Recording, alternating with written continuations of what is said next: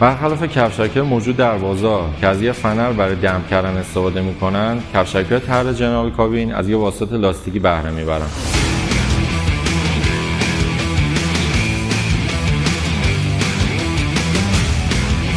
یکی از مزیت‌های استفاده از لاستیک توانایی عکس‌العمل سریع و مناسب در برابر نیروهای وارده و ارتعاش کمتر مجموعه کابین و متعلقات هستش. نحوه اتصال و نصب این لاستیک به بدن کفشک به گونه‌ای هستش که امکان و توانایی جابجایی در جهت‌های مختلف عمودی، افقی و زاویه‌ای رو به قسمت متحرک کفشک میده. استفاده از ورق خم شده در بدن اصلی کفشک به دلیل افزایش استحکام ورق مقاومت مناسبی در مقابل نیروی اعمالی فراهم میکنه. طبیعی تقویتی در پشت بدن کفشک استحکام مجموعه کفشک رو در مقابل نیروی خمیشی بیشتر میکنه. به دلیل خواص ضد سایشی متریال تفلون از این ماده برای قسمت در تماس با ریل کفشک طرح هیتچی استفاده شده. وجود یک شیار عمودی در متریال باعث باقی ماندن همیشگی مقداری از ماده روانکار یا روغن میشه و این موضوع منجر به کاهش اصطکاک بین کفشک و ریل و در نتیجه راحتی حرکت میشه. طراحی منحصر به فرد و طبیعه یک قسمت منحنی‌شکل در بالا و پایین این کفشک باعث تماس تدریجی با ریل میشه.